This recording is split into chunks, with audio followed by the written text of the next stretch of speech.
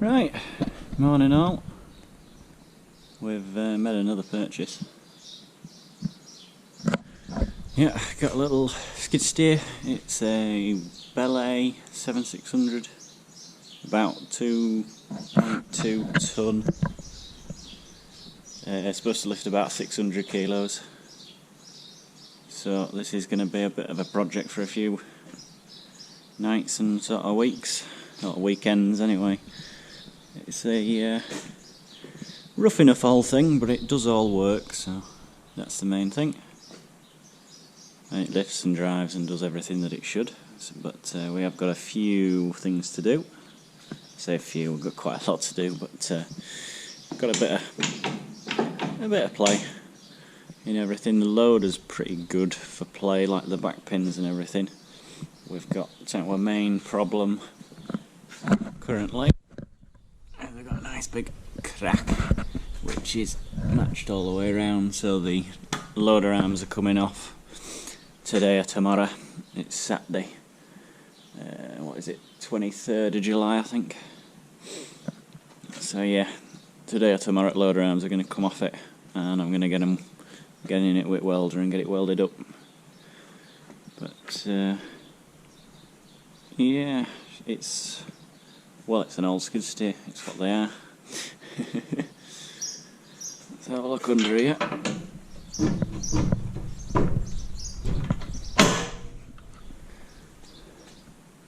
Hello, a rear door on it, which is ideal actually because it saves the radiator and everything getting bashed. Put that up.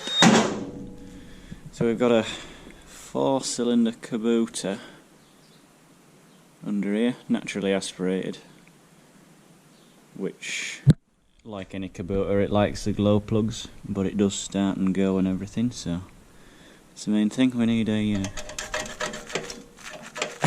a bit of exhaust repair. She's a bit loud, but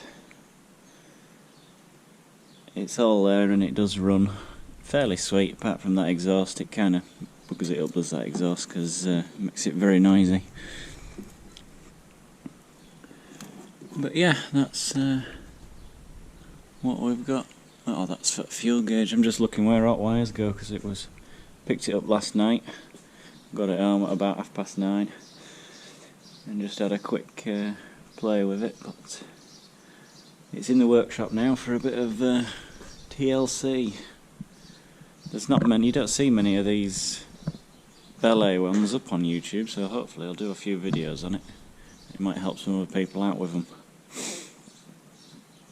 It's going to be a late 90s machine, I should think. Very much late 90s because there isn't a safety feature on it. All the controls and everything stay live, whether it's running, not running, switched off, parking brake on or not, they're all still live, so it's rather a dangerous one. But it is what it is actually.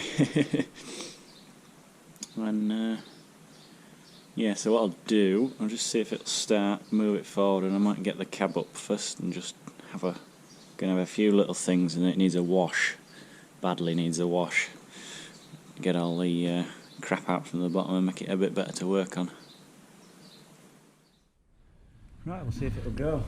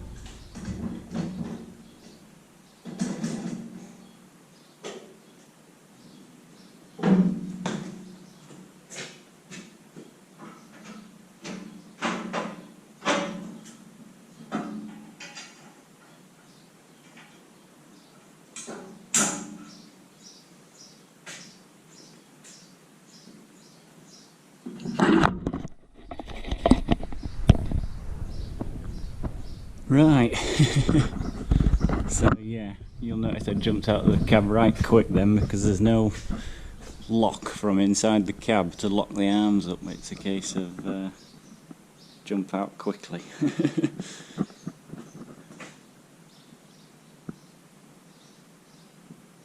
But I've got my cylinder safety on now, so we're all good. You can get a better look at that crack. I'll have to get all welded up.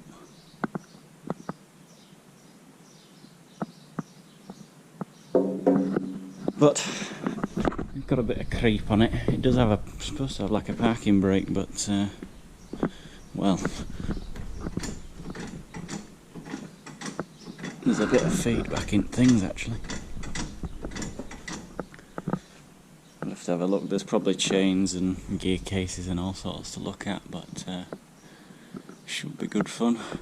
Right guys, so if you ever wanted to know what a skid steer looks like without the loader on, there you go. And what a day it's been getting that off. We got it there. So I'm just on with welding that up. A little note here, right? So this now hasn't got the loader on or any other weight, and if I just do that, oh look at that. So that's how finely balanced or rearward balanced these are, because literally the weight of the loader arms and the headstock and everything is all that's keeping the front wheels on the ground. I've put a block under it there so that it doesn't rock back. Yeah, we're getting there. We're going to get it welded up, and then there's a few bits and pieces to do, like muffler. It wants a muffler, and a few other bits and bobs. But it runs very well, despite the muffler and the noise of it. We've got it to stop creeping. We've got these levers set up so that they're not creeping anymore, which is good. But yeah, there's the feed pipes that run down the boom there, the bucket cylinders down on the floor, and the arms. They're quite a big chunk of steel really. And my welding, which hasn't come out bad. That was one of the big cracks at the front, the lower one, which we ground out and put a pass in, and put some passes down there. And this side isn't badly cracked, but I've added where there wasn't any. Same thing, we had another crack down here, so I've put that in. So what's left to do now is stand it up, stand it on its back. We've got them on the side, and we've got them underneath, which I'll have to have it upside down to do. That's the worst all at that side. Don't think this side's bad, I haven't seen any around the back. So I just use it block and tackle, which is coming in very handy today, because that's probably 100 kilos, maybe a bit more, maybe 150.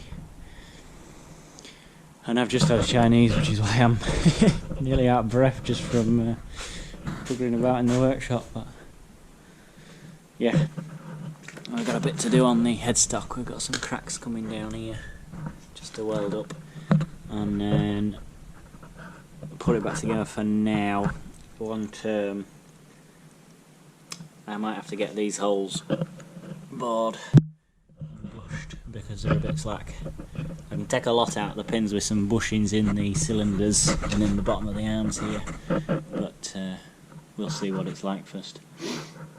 It's quite interesting. I haven't got a grease nipple on it, on any of these, and what they have instead is the bushes are like a nylon, like a glass fibre reinforced nylon. You can see the glass fibres in it. So I just looked them up, and they are supposed to be a maintenance sort of free bush where you don't need to grease them or do anything. And to be fair, the lift cylinders and the back of the loader is all dead tight. You wouldn't know it had done a day's work. It's all absolutely perfect. All these are spot on. The top of the bucket cylinders are grand. because they barely move. All that's worn out is the ones on the carriage, which would be the ones that are in the muck. But to say it ain't got a grease nipple on it, that is frankly amazing that they haven't worn out. I mean, it's a bloody roughly 20-year-old machine, and these bushings in here are perfect circular as you would ever find, and the pins are the same. I mean, the pins are good.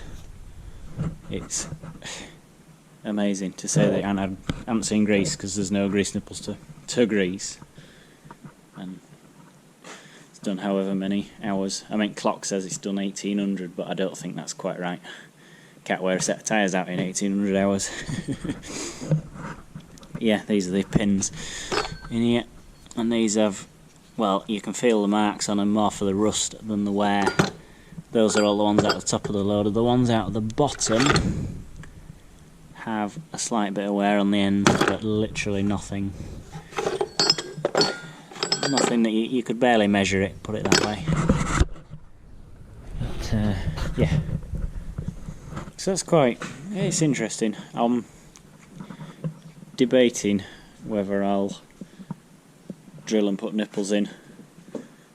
I don't know, does it need them? It's done without for 20 years and whatever, but yeah, I suppose it'll come down to what bushes I can source for the bottoms. If I have to put steel bushings in, I'll have to put grease nipples on, else they'll squeak, which I can't have, because I can't do with that. Squeaking machines is not worse, but we'll see. I think that's all there is to it, really. It's been quite good. Oh, here's your balance as well. So this door is quite heavy, and if I swing the door open,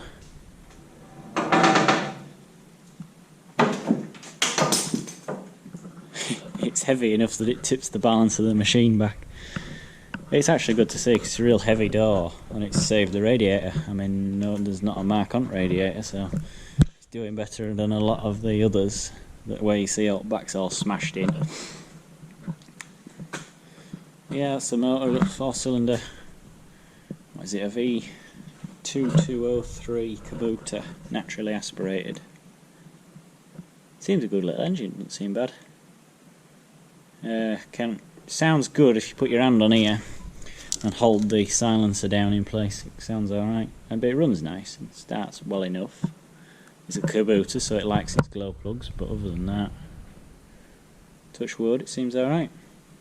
Need an air filter, it needs a service and everything, but for now we're doing alright. Got the radiator cleaned out. I think it's the muckiest radiator I've ever come across. It took me 5 or 6 goes with leaf blower and airline and then pressure washer to get it cleaned, but it seems to have made quite a difference. Quite an interesting thing. Probably can't see it with the camera. No, can't see it down there. This doesn't have an oil cooler of its own where a radiator for the oil. It has a pipe down there that's like a big steel pipe with water from the engine running through it, and the hydraulic oil runs through the centre of that, so that's like a heat exchange for the hydraulic oil into the engine coolant. So rather than having another radiator, you've got one radiator doing all the work, and the oil's cooled by the engine coolant. Hydraulic oil, I should say, is cooled by the engine coolant, which is a bit of a weird one. I suppose on a cold morning it'll warm the hydraulic oil up faster, but then temperature your water's running at, your engine sort of coolant's running at, is that really the right temperature for hydraulic oil? I wouldn't know, but it must have worked, because it's still there. It's just a neat little thing that I've not seen before. But yeah, if I haven't radiator cleaned out, it'll stay a lot cooler anyway, which is good, because it did heat up quick when I was using it. I haven't got a temperature gauge or anything, you've just got some warning lights up in the top of the cab there, which seem to be working, so we'll experiment with them and see if they are actually working before we do too much with it. But I want to get it welded up. I've got a few things I want to do underneath. There's a parking brake just down here, which does work slightly if it's revving, but it doesn't work if it's ticking over. But it feeds the rear two drive motors. Because I don't know if I've said this already or not, but this skid steer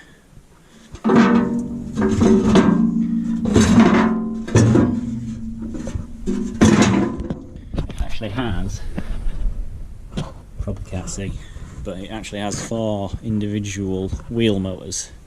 So it doesn't have a gear case and a chain with a single motor in the middle, it has just 4 hydraulic motors. So having these bigger tyres on the back, the not worn out tyres, shouldn't matter because the hydraulics, in theory, should take out the difference in speed. Whether it's a better system or not, I don't know, but it seems to be working. But I was quite surprised. I think what having the 4 motors gives you is a lot more room in underneath, because you've got the full sort of width of the machine here. You haven't got any sort of chains and gear cases on the inside, which makes it quite a bit wider in there. But I'm going to get back to lifting and chewing and welding, and then we'll see where we get to. Right, quick little update. Got it upside down. It's 8:30, but I seem to have some steady hands tonight, so I'm going to keep going. It's nothing amazing, but I've got 4 nice passes and no lumps in it, which has come out real well. Actually did about, what I've done, probably 5 passes on there. That's where that big crack went right across, and I stitched them in first and put these side ones in, which are not so nice because that's where you're starting. And I've run 4 sort of beads, stacked them all up, built it up, spread the sort of width out.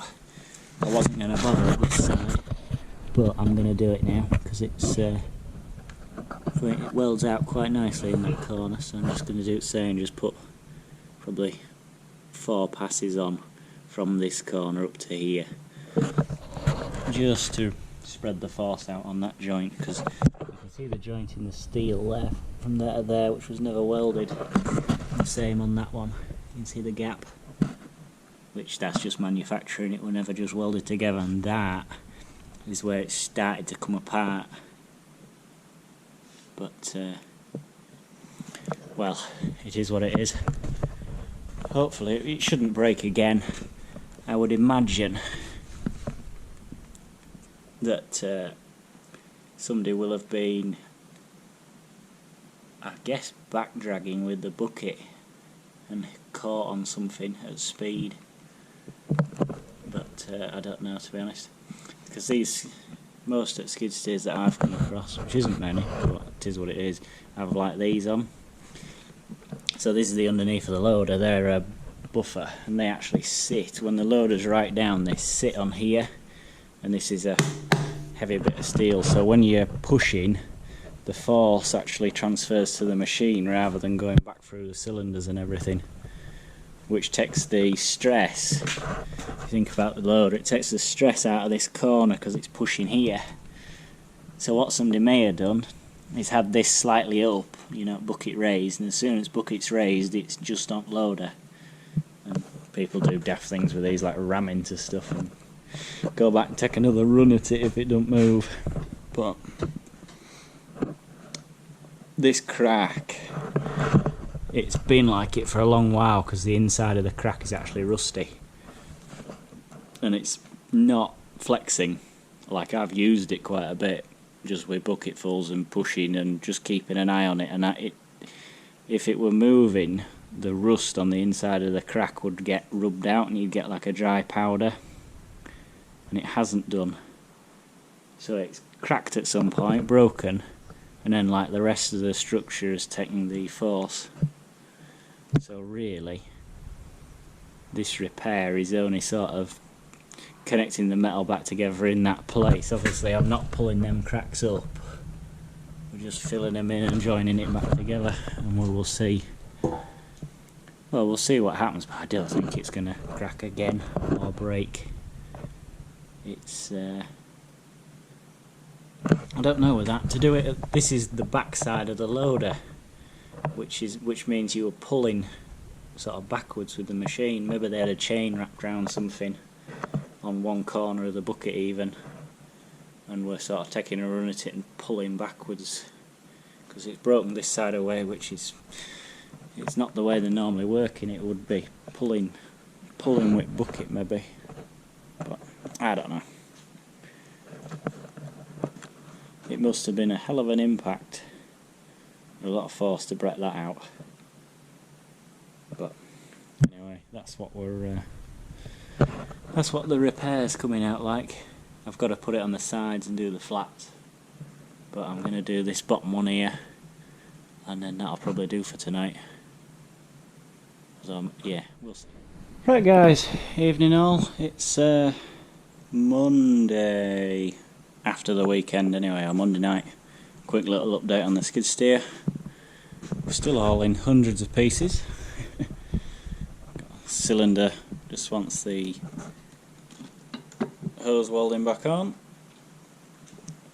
I've got the arms all welded up. I've got the headstock to weld up at some point, but they're sort of irrelevant. We've got the cab up, just on some ratchet straps. I've just been working on the hydraulics of the machine a little bit.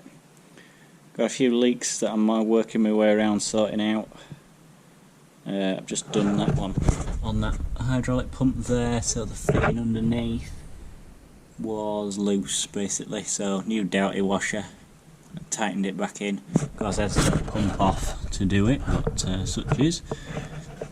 And we've got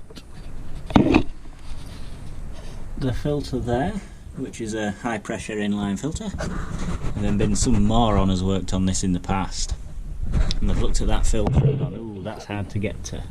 So what they've done, if I can get the light right, is basically taken the filter housing off, turned it round so the filter sits further in. Of course this filter is directional, so they had the filter on backwards, so the oil was running the wrong way through the filter element, which means that the poor little filter has exploded because the oil was running the wrong way through it, so it's just burst and water been filtering the oil. Luckily I can get one, so I'm going to order one of them in a few minutes, and yeah, just put it back to how it should be and we'll all be good. It's a bastard to get down there. It is easier to take the two pipes off and pull the entire filter housing and everything out and do it on the bench. So that's what I'll be doing. Interestingly, with that filter being obviously the wrong way around, the machine's little control box that's up there in the cab, I don't know if you can see it, has all the warning lights, and all the warning lights will have come on at roughly the same time they did that, because the filter running backwards can't work right. And I'm guessing at the same time they'd actually disconnected a load of the sensors. So it's got a pressure sensor down there at the end of my finger. That's a solenoid for the stop solenoid, that doesn't work, but that doesn't matter. But down there there's actually a pressure sensor, hydraulic pressure sensor, which will give you like a filter blocked warning light when the pressure gets too high. So disconnected that. At the same time there's a temperature sender there, the brass fitting, which would tell you the hydraulic oil temperature or give you a warning if it got too hot, and I disconnected that. And what else have they disconnected? There's something else, but they're all reconnected now, and I've got the lights actually up there with the key on. They come on and stay under the hydraulic lights, which will go out when the machine's running. So in theory that should be good. What else have we been at? So the hydraulic tank, I've drained it all off. There's a return filter in there, which actually is in pretty good shape. I've just washed it out. It's not a particularly big filter, and they're wanting, the place that I can get filters from on the internet anyway, wants 80 quid a filter, and they'll only let you buy them in packs of 3, so it'll be right with that. I've washed it out as best I can. I'm going to look around and keep my eye open for a good one, but the filter's in perfectly good shape. It's not knackered, it's not full of muck or anything, so in theory it should be fine. I need to replace the one down there because it's exploded, but it is what it is. I've got an air filter coming for it. I've got fuel and oil filters for engine there, we're dead simple, which is good, so I'm going to order some oil for it tonight. and order that small filter. I've got some pipes to replace, sort of these, not replacing all of them just yet because they're easy enough to do. I'm going to replace the two that are lifting, that are doing the most work for now, because it won't come to any harm. Got another oil leak on top of that pump there which I need to trace, which I'm guessing is literally the same problem, just the fitting's not tightened up or the dowty washer's failed. So I'll do that. Like I said, I've had a bit of a do at the wiring, redoing all the sensors and things that have been disconnected over the years. Got them all reconnected. I've got to mess with the exhaust because that should have the exhaust box on it and it's all broken, so it might be getting a piece of scaffolding pipe for now or something. I have to look for a breaker's yard with a mower in, because these engines, these Kubota engines are quite common in like a batwing type mower or a triple 4-cylinder, so I have to look out and see if there's a silencer. But trouble with all silencers is they'll all be rotten, so it's kind of, it is what it is. This valve block down here that does the loader basically below that spring, that has a leak in it, but there's not a lot I can do with it because I've been at them before. I've got one on tractor that leaks and I can't stop it leaking.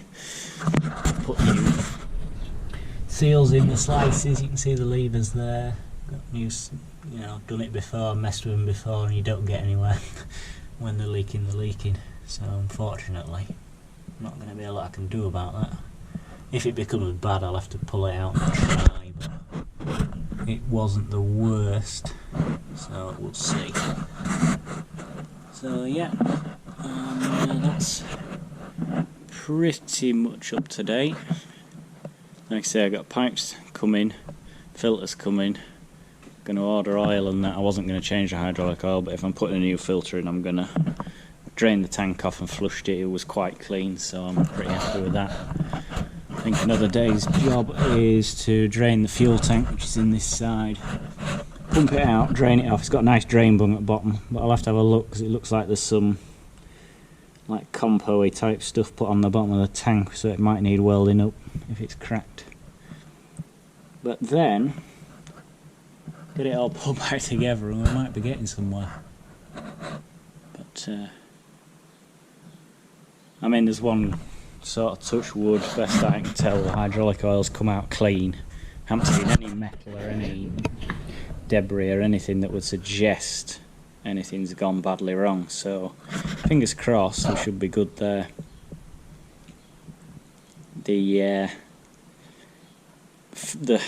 Seen that the filters come apart, I was a bit worried about the hydrostat, but I think a hydrostat has such fine tolerances. If the parts of the filter had gone through the hydrostat, you'd really know about it. But best I can tell, it runs and drives fine, so here's hoping. Fresh oil should stop it whining so much and we'll go from there. So yeah, that's about where we're at with it. By the time I get all this lot done, it should be a good machine. Gonna have to debate what colour to paint it if I do paint it, because that down there is the original orange, which looks very much like Kubota orange. I do wonder if these Belle Skidsteers were bought out by Kubota at about the same time they started making them. Because if we come over to the little tractor, I'd say the oranges are very similar. So I wonder if these machines were being painted Kubota orange, even though they're definitely Belle. So I don't know, we'll see. But paint's the last thing I want really. It wants to be mechanically absolutely sound first. I can paint it any time. Yeah, we got it all mucked out in the bottom. There was about 6 inches of shitting down where them spanners are. You couldn't even see pipes. But we've got them all cleaned and sorted out. Then hopefully don't run across too many more oil leaks. If I can get a couple of them sorted out, I won't be dripping too much. And yeah, right, that's enough waffling. I think that's just about everything that I've done and that I need to do, so sign off at that, and we'll bring you back next time.